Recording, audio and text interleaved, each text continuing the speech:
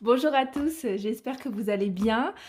Moi ça va malgré ce temps un petit peu gris et d'ailleurs j'espère que la luminosité n'est pas trop mal. Je suis désolée d'avance si effectivement vous n'y voyez pas grand-chose mais j'ai alors déjà j'ai pas envie de mettre des lumières artificielles et en plus de ça j'en ai pas. Simplement j'en ai pas à part celle qui a au-dessus de ma tête qui est une lumière une ampoule classique, lumière chaude, j'ai pas de lumière donc il va falloir qu'on fasse avec. Mais bon voilà, je suis en face de la fenêtre et c'est vrai qu'il fait un petit peu gris aujourd'hui. Bon sinon, à part ça, j'espère que vous allez bien et on se retrouve aujourd'hui eh bien, pour faire le remplissage de mes enveloppes cash du mois de mai. Allez, c'est parti. Alors j'ai en plus de ça vous présenter un nouvel outil que j'utilise, enfin un outil, on va se calmer un peu, c'est juste un cahier, mais une nouvelle façon de fonctionner, je vais vous expliquer tout ça, j'ai changé 2-3 petites choses dans ma façon de m'organiser. Alors, c'est parti, je crois que ça fait un petit moment que j'ai pas fait de vidéo de remplissage, donc il faut que je reprenne mes marques, il faut que je me reconcentre. Alors, mes enveloppes que je vous ai présentées dans ma dernière vidéo pour le mois de mai.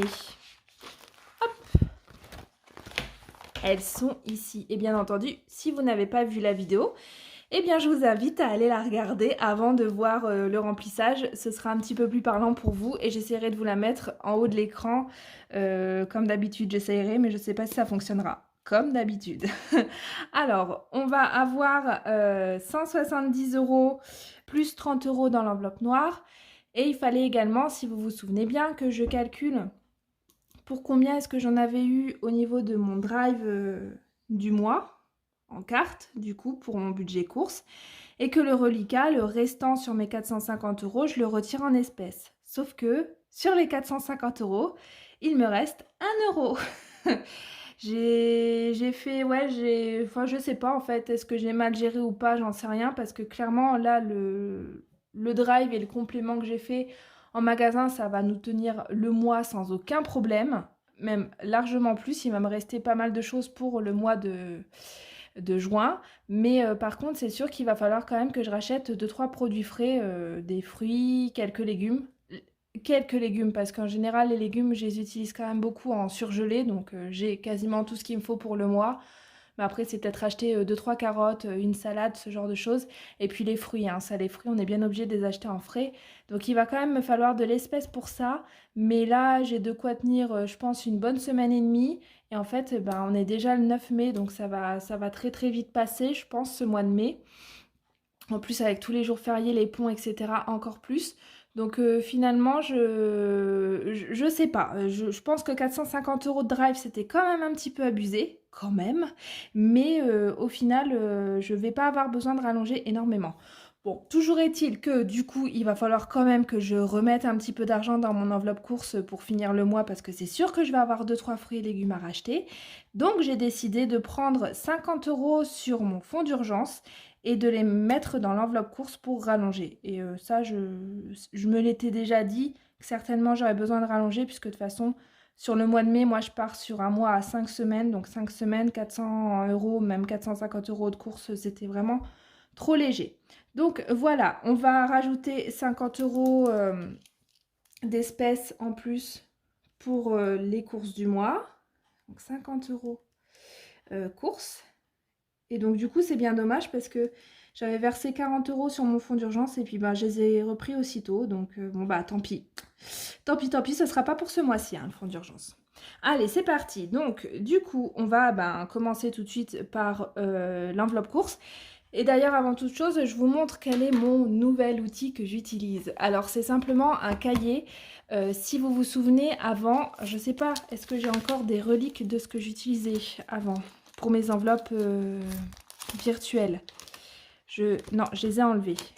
Bon, pour les anciennes et les anciens, vous savez que avant, dans ces petites intercalaires-là, je mettais en fait des petites fiches qui me servaient de tracker pour mes enveloppes virtuelles. Donc ce que j'appelle enveloppe virtuelle, ce sont les enveloppes où je paye en carte bleue et pas en cash. Et du coup, j'ai décidé de changer de méthode parce qu'en fait, je trouvais que c'était pas pratique et surtout pas intuitif pour moi de devoir aller à chaque fois dans mon intercalaire pour écrire, de chercher ma fiche, etc. Enfin, je sais pas, ça me plaisait pas. Et moi, j'aime bien le système des cahiers. J'ai des cahiers pour tout. J'ai mon grand cahier là pour faire mon budget. J'ai, si vous vous souvenez, je l'ai pas à côté, sinon je vous l'aurais montré, mon petit cahier bleu où j'écris vraiment toutes mes dépenses. Et puis du coup, je me suis dit, bah, je vais prendre un troisième cahier pour faire les trackers de mes enveloppes virtuelles. Donc voilà, j'ai un joli petit carnet comme ça que j'ai retrouvé qui date d'il y a bien longtemps. Je crois que j'avais acheté ça pour organiser mon mariage. Donc c'est-à-dire que ça va faire 7 ans, bientôt 7 ans que je suis mariée. Et donc, ben voilà, je l'ai ressorti. Je voulais surtout un cahier à spirale parce que c'est bien pratique. Enfin, c'est plus pratique, je trouve. Et donc, ce qui me posait problème d'utiliser un cahier pour faire des trackers, c'est parce qu'en fait, quand vous avez fini votre page, ben, je me dis, en fait, c'est la galère parce que vous n'allez pas finir toutes vos pages de tracker en même temps. Donc, vous n'allez pas pouvoir reprendre les pages à la suite dans le même ordre. Donc, je me disais, mais comment est-ce que je peux faire pour trouver une organisation de façon à ce que je m'y retrouve facilement quand j'aurai fini des pages. Et en fait, bah, moi, je fonctionne beaucoup avec les Meskin Tape. Vous savez, c'est les rubans adhésifs comme ça colorés. Je me suis dit qu'en fait, j'allais mettre un Meskin Tape, un code motif, code couleur pour chaque enveloppe. Et comme ça, une fois que j'ai fini une page, bah, je sais que voilà, pour mon enveloppe course, c'est la page qui est pailletée dorée. Et donc, bah, je saurai pour la retrouver que voilà, si là c'est une page pailletée dorée, bon bah ce sera une page tracker pour les courses. Ou je sais pas si c'est très clair ce que je suis en train d'expliquer. Et donc voilà, pour chaque enveloppe que j'avais besoin, j'ai mis un code couleur ou motif différent. Et je me suis fait comme une petite... comment on appelle un sommaire en fait, où voilà, j'ai mis en fait les codes couleurs, à quoi ça correspondait. Donc j'ai pas énormément d'enveloppes, mais bon, j'ai quand même souvent besoin d'aller retourner voir ici. Et en fait, ben, pour l'instant, je trouve que ça fonctionne plutôt bien. Et du coup, ben, j'écris vraiment juste les dépenses que j'ai faites. Alors là, pour les courses, vu que j'ai vraiment un budget mensuel, je le marque à chaque fois. Mais sinon, j'écris vraiment juste les dépenses que j'ai faites et puis le solde qui me reste sur mon enveloppe. Et voilà, là, vous voyez, par exemple, j'étais tombée en négatif sur l'enveloppe course. Et donc j'ai fait ça pour toutes les enveloppes, pareil pour l'essence, je suis un petit peu en négatif. C'est ça aussi le problème par rapport à une enveloppe cash, c'est que ben, sur une enveloppe cash, vous ne pouvez pas être en négatif, hein. S'il n'y a plus d'argent, il n'y a plus d'argent, vous n'allez pas le dépenser, forcément. Mais là, quand c'est par carte bleue, ben, ça arrive d'être en négatif et ça me plaît pas beaucoup. Mais donc voilà, comment ça fonctionne et pour l'instant j'en suis plutôt contente, je trouve que c'est assez bien organisé, donc voilà comment est-ce que j'ai décidé de faire pour mes enveloppes virtuelles. Et donc tout ça pour dire que on va remplir l'enveloppe course. Donc on est ici, et donc bah, vous voyez j'avais en fait j'ai fait deux drives. J'ai fait un drive le même jour, mais c'est que j'ai fait un complément sur le drive. Je suis allée en magasin pour acheter ce qui me manquait et finalement, bah, j'en ai quand même eu pour 140 €. Et puis j'avais fait un petit tour de course en début de semaine aussi parce que bah, j'avais besoin de 2-3 trucs. Et en fait, bah, tout ça, ça m'a déjà fait les 450 € que j'avais prévu dans mon budget. Alors ça m'a même fait plus en fait, j'étais tombée à moins 30 €. Et là j'ai marqué remboursement PayPal puisque comme vous le savez peut-être si vous regardez mes vidéos d'optimisation, j'utilise diverses applications de remboursement mobile pour me faire rembourser des achats. Et donc après les achats, une fois qu'ils sont remboursés, je les reverse dans l'enveloppe qui est dédiée. Et là, pour le coup, c'était sur l'application Shopmium et j'avais fait pas mal d'achats alimentaires dont j'ai été remboursée. Et donc, j'ai reversé les 30 € remboursés sur mon enveloppe. Donc, ça tombait tout pile, ça me permettait de revenir dans le vert pour cette enveloppe-là. Et donc, je vais noter en plus qu'aujourd'hui, je rallonge de 50 €. Et d'ailleurs, j'aurais peut-être dû le noter en vert. Ouais, je vais plutôt le mettre en vert. Bon, ça commence bien. Je commence à faire des ratures sur mon truc. J'aime pas ça. Après, c'est pas bien organisé, je trouve. C'est pas joli. Alors, versement... Comment je vais mettre? Versement... C'est pas un surplus, comment ça va être? On va mettre versement tampon. Fonds urgence.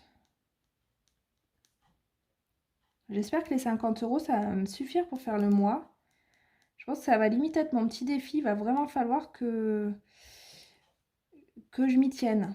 Ah, et puis oui, aussi, alors, quand il s'agit d'un versement en carte, bon, normalement, a priori, c'est que des versements en carte sur ce cahier, puisque ce sont mes enveloppes virtuelles. Mais ça arrive que j'ai des enveloppes que j'appelle hybrides. Ça veut dire que j'ai une petite partie en cash et une petite partie en carte bleue sur mon compte à la banque. Et donc là, c'est le cas pour l'enveloppe course, du coup, puisque je garde une partie pour mon drive et puis une partie pour acheter mes fruits et légumes, blablabla. Et donc, mon code couleur pour pouvoir m'y retrouver, je sais qu'à chaque fois que je mets comme ça un arrobas, ça veut dire que c'est virtuel. Et je mets un petit fluo.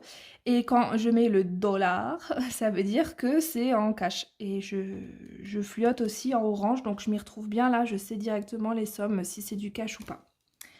Et donc là, les 50 €, c'est donc du cash. Et on sera à... Je vais le laisser en vert. Non, je vais le mettre en noir. 51,76 €. C'est précis, hein. Voilà. Et donc, je verse mes 50 dans mon enveloppe course qui est mon portefeuille. Voilà. Donc, les courses, c'est bon.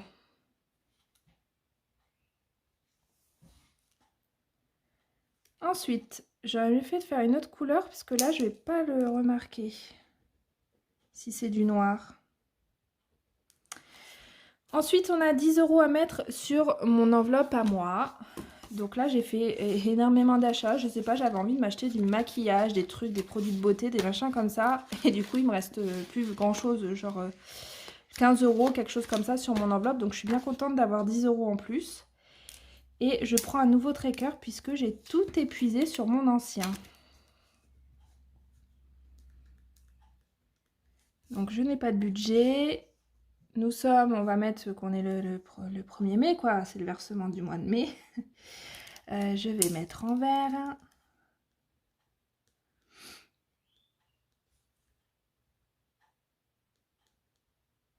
Versement mai et plus 10 €. Et donc j'étais à 15,75 €, donc on passe à 25,75 €. Hop, ça je vais l'enlever du coup.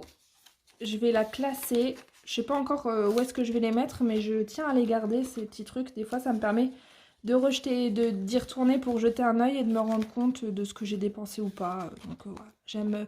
Je suis pas forcément très conservatrice, mais pour ce genre de choses, j'aime bien pouvoir voir l'évolution que j'ai eue par rapport à mon budget, à mes finances, et aussi par rapport au coût de la vie, parce que je trouve que on se rend bien compte qu'un budget de course de 400 € aujourd'hui, on n'achète pas la même chose que ce qu'on achetait il y a un an, et on n'achète certainement pas la même chose que ce qu'on pourra acheter dans un an.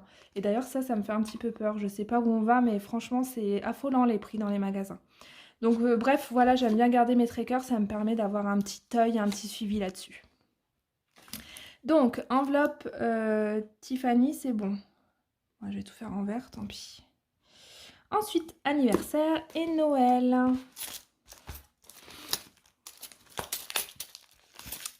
Elle commence un petit peu, vous voyez, la limite quand même des enveloppes fait maison là, avec ma soudure que je fais ici avec mon appareil, enfin mon espèce de fer là.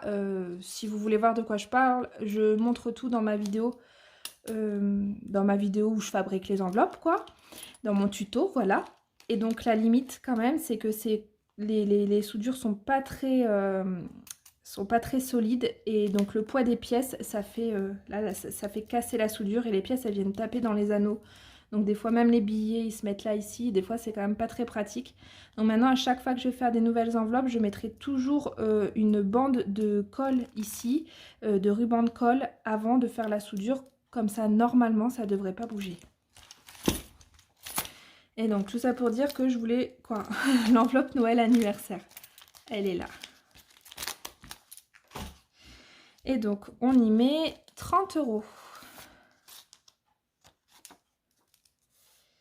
Alors, 1er mai,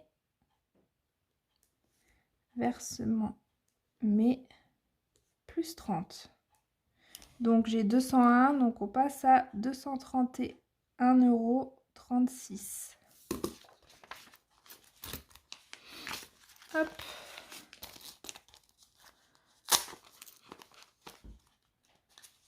Est-ce que vous avez déjà commencé un peu à regarder pour vos cadeaux de Noël ou même à acheter deux, trois petites choses? Je suis curieuse de savoir si vous vous organisez comme ça hyper longtemps à l'avance. Moi, je commence à regarder, enfin c'est surtout que j'achète énormément sur Amazon. Bon, je sais, c'est pas forcément bien, mais voilà, c'est comme ça, j'achète beaucoup sur Amazon. Et, en fait, souvent, ça me met des propositions. Par exemple, si j'ai besoin d'acheter un cadeau d'anniversaire pour un petit copain à ma fille, ou si j'ai besoin d'acheter des loisirs créatifs à mes enfants, ce genre de choses, eh bien Amazon va me proposer, me suggérer d'autres articles à acheter pour eux. Et ça marche plutôt bien, là, leur façon, leur cible marketing fonctionne bien, puisque moi, ça me donne vraiment envie d'acheter ce genre d'article. Et ce que je fais en fait, c'est que j'ai une liste de souhaits pour Noël et anniversaire qui arrivent pour mes enfants. Et donc à chaque fois qu'il y a comme ça une suggestion ou une idée que j'ai dans la tête, je vais sur Amazon et je mets l'article dans la liste de souhaits. Ce qui fait que quand on arrive vers Noël et anniversaire, je sais quoi leur prendre. Alors maintenant, ma fille qui est un peu plus grande, elle va avoir 6 ans, elle commence à savoir ce qu'elle a envie et elle commence à nous demander ce qui lui ferait plaisir. Mais c'est pas le cas de mon fils. Et donc, je sais quoi leur prendre. Et surtout, quand la famille ou les amis nous demandent qu'est-ce qui lui ferait plaisir, qu'est-ce qu'on peut lui prendre. Je sais pas vous, mais moi, à chaque fois, je savais pas quoi dire. Parce que déjà, mes enfants sont quand même très gâtés. Je dois le reconnaître, ils ont beaucoup de choses. Parce qu'on a une famille qui les gâte beaucoup. Et puis, moi-même, je dois avouer quand même que j'aime quand même offrir des choses à mes enfants. Et donc, quand arrive Noël ou anniversaire, je sais pas forcément de quoi, qu'est-ce qui pourrait leur faire plaisir. Et donc à chaque fois, je vais voir dans cette petite liste de souhaits sur Amazon et je trouve toujours des choses auxquelles je n'avais plus pensé, mais qui du coup leur feraient plaisir. Voilà comment est-ce que je me débrouille pour les cadeaux et je trouve que c'est hyper pratique. Et je me demande même si sur Amazon, on peut pas faire des alertes de façon à ce que quand le prix d'un objet comme ça descend sous un certain montant, parce que vous savez que les prix varient, hein, c'est pas toujours les mêmes. Et bien s'il descend sous un certain montant, vous pouvez avoir une alerte qui vous dit c'est bon, l'objet que vous souhaitez acheter a atteint tel prix, vous pouvez y aller quoi. Donc ça peut aussi être une bonne chose. Donc voilà un peu comment est-ce que moi je me débrouille pour Noël et anniversaire. Ensuite, maison hygiène, 30 €. Je crois que celle-ci, elle était quand même bien descendue. Alors là, c'est beauté hygiène, donc non, c'est pas celle-ci. Maison hygiène, ouais, bah voilà, j'ai rien. J'ai plus rien dedans. Beauté hygiène, je l'ai vidé aussi parce qu'il y a les promos beauté chez Leclerc en ce moment et j'ai quand même acheté pas mal de choses. Donc maison, on a dit 30 € aussi. J'espère que je vais avoir assez de billets de 10 parce que... Non, c'est bon, j'avais que 2 30 €. Hop. Et là, vous voyez, par exemple, j'avais un remboursement Ferry. Ça doit être un remboursement sur Envie de plus. Donc, j'ai reversé directement sur ma cagnotte. Et donc, 1er mai, versement. Mai, plus 30. Donc là, on était en... Mais comment je me suis débrouillée? Ah oui, c'est qu'il y avait des trucs dans le fonds d'urgence. Donc, je vais repartir à 0. Je ne vais pas rembourser sur le fonds d'urgence. Et donc, on va être à plus 30. Parce que si je commence à me faire des ardoises, des additions, des machins entre mes différentes enveloppes, je ne vais pas m'en sortir. Hein. Donc, bon, le fonds d'urgence, il est fait pour pallier comme ça quand j'ai un dépassement. Et puis, ça veut dire que j'ai mal géré et qu'il faut que je fasse plus attention la prochaine fois. Jardin abricot. Donc là, celle-ci, elle va bientôt se vider. Hein. J'ai combien d'ailleurs dessus? J'ai 58 €. Elle va bientôt se vider simplement parce que je vais acheter mes plants pour mon potager. Je suis trop contente, ça y est, je vais pouvoir commencer à planter. Donc là, on est le 9 mai et en fait, j'attends que les saintes glaces, elles passent pour planter dans mon potager. Donc en fait, ceux qui connaissent pas les seins de glace, ce sont des dates tous les ans après lesquelles on estime qu'il va plus y avoir de gelée. Et donc après lesquelles on peut a priori planter certaines plantes qui craignent les gelées en extérieur. Et moi j'attends vraiment cette date en tout cas pour planter ce qui est courgettes, tomates, etc. Et donc cette année, les seins de glace, je crois qu'elles se terminent le 13 mai, il me semble. C'est dimanche de cette semaine-là. Donc je vais aller acheter mes plants, je pense, en fin de semaine pour pas les garder trop longtemps de côté parce que faut les arroser et tout, faut les maintenir quoi, c'est pas très pratique. Et puis bah, je planterai soit fin de semaine, soit début de semaine prochaine ou maximum mercredi. Et donc je vous ferai, si la vidéo n'est pas trop longue, je vous ferai un petit tour de mon potager en fin de vidéo puisque vous êtes plusieurs à m'avoir demandé de faire des vidéos sur l'évolution du jardin, etc. Et comment je m'y prenais. Donc je vous ferai un petit tour de mon jardin pour que vous voyez qu'est-ce qu'on a mis en place depuis que je vous ai fait mon home tour, le tour de ma maison. Et puis, bah, comment est-ce que j'ai organisé mes potagers. Donc vous allez voir, pour l'instant, c'est vraiment juste des rectangles potagers. Il n'y a rien qui est mis dedans, mais au moins, ça vous permettra de voir comment est-ce que moi, je compte faire. Voilà. Hop, celle-ci, c'est bon. Ensuite, resto. Ça, c'est trop cool, puisque le mois dernier, on n'avait pas pu se remplir l'enveloppe resto, parce qu'on avait un mini budget. Et donc là, on est content. Alors, haha, j'ai plus de billets de 10. Est-ce que là, je vais pouvoir me faire de la monnaie ici? Donc, déjà, je vais faire ça. Et ensuite, je vais faire ça. Comme ça, j'aurai un billet de 50. Non, parce que... Non, ça, c'est n'importe quoi ce que je suis en train de faire. On rembobine. C'est n'importe quoi parce que c'est vu que je paye en espèces la pizzeria, là, c'est vaut mieux que j'ai de la monnaie. Donc, 50. Hop. Voilà. Ah, ben j'ai pu... Mince, dommage, j'ai noté au dos. J'ai pas prévu de tracker de rechange de côté. C'est pas grave. 1er mai, versement, mai, plus 50. De toute façon, je sais très bien que j'étais à 0 sur cette enveloppe, puisqu'on finit toujours le mois à 0 sur cette enveloppe. Hein. Ça, c'est... Et ça arrive à chaque fois. Et donc, enveloppe vêtements, 40 €. Je vais devoir acheter des chaussures à mon fils. Donc, plus 40. Et on est donc à 42,12 €. Voilà. Et donc, ce serait bien que je les mette aussi quand même. Hop. Vous voyez, celle-ci aussi, là, hein, elle est complètement dessoudée.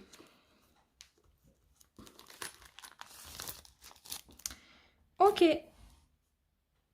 Et donc, ensuite, il nous reste... Bah, il nous reste 30 € pour l'enveloppe noire, mais pourquoi je me retrouve avec 10 € en plus? Qu'est-ce que j'ai fait?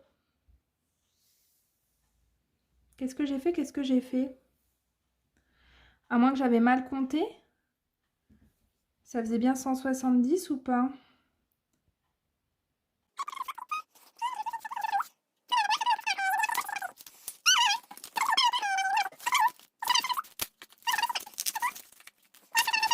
Bon, alors je vous épargne mes recherches infructueuses parce que j'ai pas trouvé d'où venait l'erreur.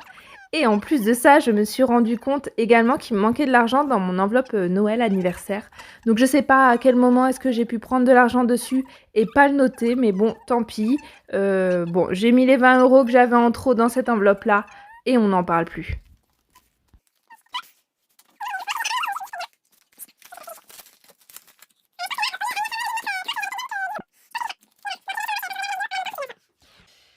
Et donc, le dernier, c'est l'enveloppe noire.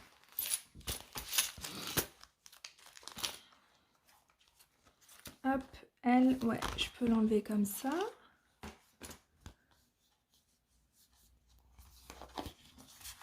Là on est d'accord, 30.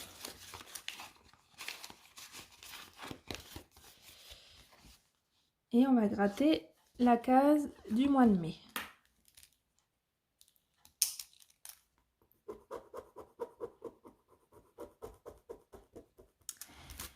Et ben voilà, il me reste plus que 2 mois.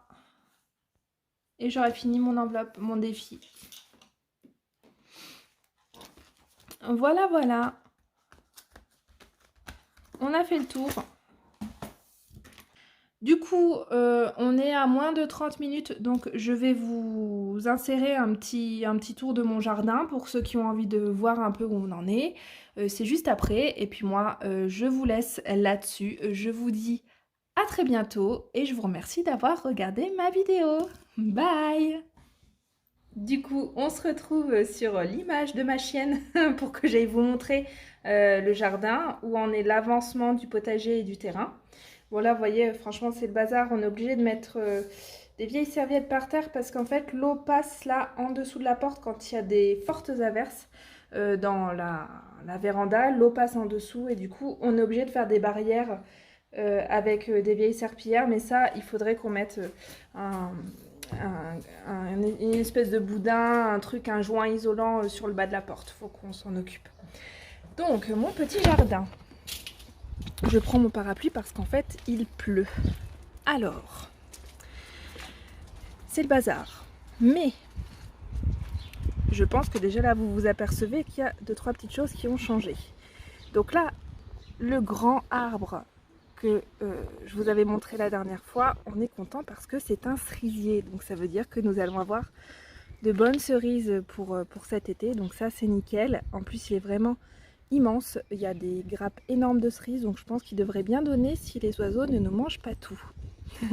Ensuite, de ce côté-là, je vais essayer de faire un petit recul sur mon zoom. Voilà, on est pas mal. De ce côté-là, on a mes petites poulettes. Donc, elles ont leur enclos pour éviter qu'elles viennent gratter dans le potager et qu'elles viennent nous faire des cacas sur devant la porte. Mais voilà, sinon on les laissera en liberté sans problème parce qu'en fait c'est bien pratique, elles nous ratissent tout le terrain, elles nous enlèvent toutes les mauvaises herbes, mais voilà, là on est vraiment obligé de les clôturer. Donc elles ont tout cet espace là avec le laurier là au fond, elles adorent se mettre en dessous. Dès qu'il y a un petit peu de soleil qui fait trop chaud, elles se mettent à l'ombre en dessous, elles se creusent des nids de poules en fait, des petites piscines et elles se prennent des bains de poussière. Enfin, je pense qu'elles vivent leur meilleure vie là, elles sont trop bien. Donc voilà, ici il y en a 4 et puis il doit y en avoir une 5e. J'ai 2 poules noires, il y en a une des 2 noires qui doit être en train de couver dans le poulailler. Alors elle couve rien du tout hein, parce que j'ai pas de coque, donc il n'y aura jamais de bébé, mais elle couve. Voilà, c'est son cycle naturel, donc on la laisse faire sa vie. Donc voilà les petites poulettes et leur poulailler est donc comme ce qu'on avait prévu. Donc c'est vraiment le bazar hein. Ici. Donc là, vous voyez, il va falloir que j'aille leur remettre de l'eau parce qu'elles m'ont tout fait tomber. Je vais aller m'occuper du poulailler tout à l'heure. Et là, je sais pas, je vois pas quel est le retour de ma caméra, mais je pense que peut-être que l'on voit ma poule noire dans le fond là en train de couver. Donc voilà, il faut que j'aille m'occuper de tout ça juste après. Ici, on a donc le puits où on a acheté une pompe pour pouvoir tirer l'eau du puits et arroser le jardin parce qu'on n'a pas du tout de robinet extérieur dans le jardin. Ici c'est du fumier, donc ça c'est la bonne idée de mon mari. C'est mon mari qui a eu la super idée de le mettre juste ici. C'est de l'espèce de fumier en fait, ça s'appelle du digesta bovin, donc c'est du fumier bovin qui a été en gros séparé en matière solide et matière liquide. Et moi j'ai récupéré la matière solide pour mon potager. Et là il y a un bout de fumier de poule. Et donc mon mari, j'avais été chercher ça à la ferme et c'était dans la remorque. Et mon mari en avait marre de le voir dans la remorque, donc il m'a tout mis par terre. Sauf que là, juste à côté du puits, ça me plaît pas trop, donc il faut absolument que je le déplace. Donc voilà, mais sinon, effectivement, le puits, il est quand même bien pratique puisque tout le jardin, on l'arrose directement avec l'eau du puits. Ensuite, mes carrés potagers qui sont plutôt des rectangles. Donc moi, j'avais parlé la dernière fois que je voulais faire des lasagnes. Et en fait, j'ai pas eu besoin du tout puisque, à mon grand étonnement, la terre ici est très sableuse, ce qui fait que j'ai pas peiné du tout à la retourner. En fait, pour la petite histoire, une collègue à mon mari nous a donné des framboisiers, des pieds de framboisiers, et donc j'ai dû les planter très rapidement pour pas qu'ils meurent, quoi. Et donc en les plantant, je me suis rendu compte que la terre était extrêmement sableuse, donc très facile à retourner. En fait, j'ai pas du tout peiné à faire mes trous. Et moi, j'étais pas habituée à ça parce que dans mon ancienne maison, la terre était très argileuse et c'était limite de la pierre, quoi. C'était très très compliqué de pouvoir faire un trou dans le sol. Donc c'est pour ça que j'avais fait des potagers en lasagne, en fait, pour pas me fatiguer à bêcher et à retourner ma terre dans mon ancienne maison. Et donc ici, bon bah je me suis dit, vu que la terre est très facilement retournable et très sableuse, bon bah je vais essayer de faire des potagers directement à même le sol. Donc je me suis préparé 4 rectangles comme ça, que en fait j'ai paillé au-dessus, parce que le désavantage d'une terre sableuse, c'est qu'elle s'assèche vite, et en fait en dessous de la paille, voilà, la terre en dessous est toute retournée. Et du coup, il y a aussi les petits vers et puis toute la petite vie en fait de la terre qui est en train de faire son travail, c'est-à-dire me retourner la terre, me faire des galeries, me faire des cacas, me faire de la nourriture en fait pour mes futurs plants potagers que je vais y mettre. Et ça c'est nickel. Et donc la terre, je l'ai retournée et j'y ai ajouté du digesta bovin, comme je vous ai montré tout à l'heure, le fumier là. J'en ai ajouté un petit peu, j'ai mélangé et je laisse ça comme ça. Et je vais rajouter également de la tonte d'herbe verte pour que ça puisse enrichir mon sol, quoi. Donner un petit peu plus de nourriture pour mes futures plantes. Voilà, voilà. Donc j'ai 4 rectangles comme ça. Si je pouvais, j'en ferais plus, mais franchement, c'est du travail. Donc pour cette année, en tout cas pour cette saison d'été, ça ira bien. Et on verra en automne ce qu'il est possible de faire.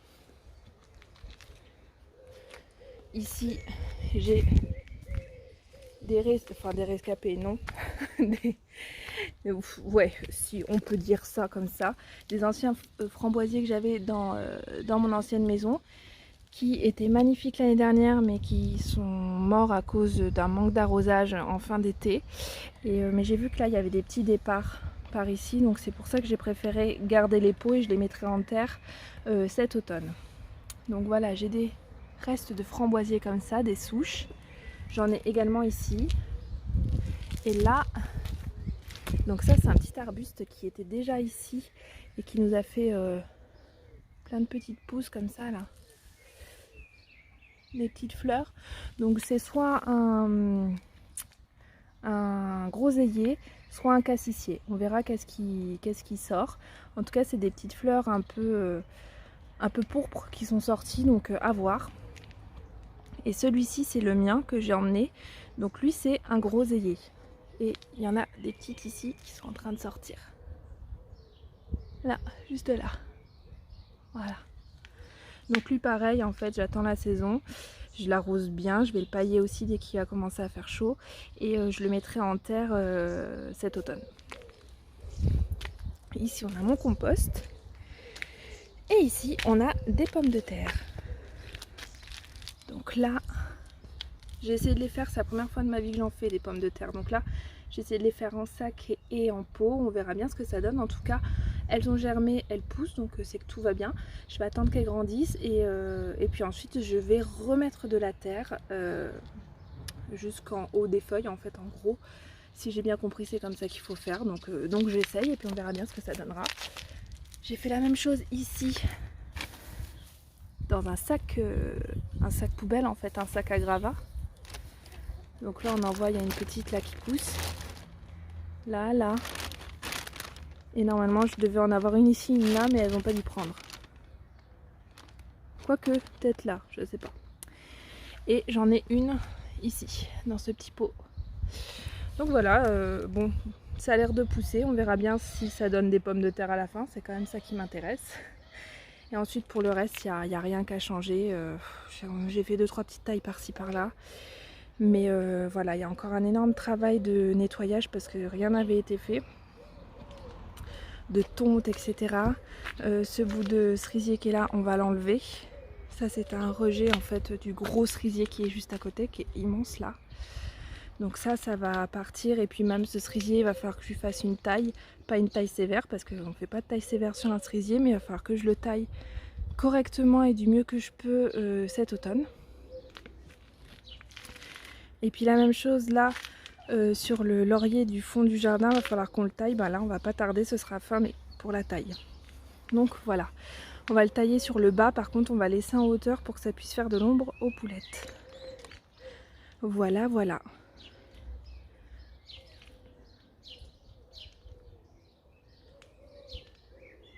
Elles viennent observer, elles viennent voir. Je pense, elles croient que je vais leur donner un truc à manger.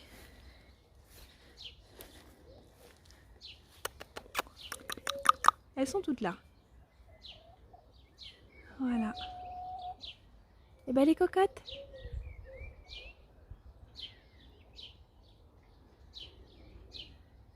Vous voyez, elles vont se cacher là-bas là. Elles vont se cacher en dessous là. Et donc là-bas j'ai mis les framboisiers. Je les ai éparpillés un petit peu aux quatre coins du jardin.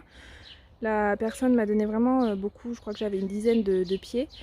Donc j'ai éparpillé aux quatre coins pour voir un peu ce qui donne le mieux. Et donc là j'en ai planté 4 je crois ici. J'ai bien protégé le sol pour pas que les poules me grattent les pieds. Et puis voilà, si quand il y a des fruits qui commenceront à sortir, il faudra bien que je mette un filet au-dessus pour pas que ni les oiseaux ni les poules me les mangent. Mais bon voilà, ils ont pas l'air de mourir, ils ont l'air de plutôt repartir. Donc à mon avis ça devrait prendre, hein. Peut-être pas les 4 mais ça devrait prendre. Donc on verra bien. Voilà, voilà. Et voilà, la visite est terminée. Je vous remercie d'avoir regardé ma vidéo et je vous dis à très bientôt. Bye!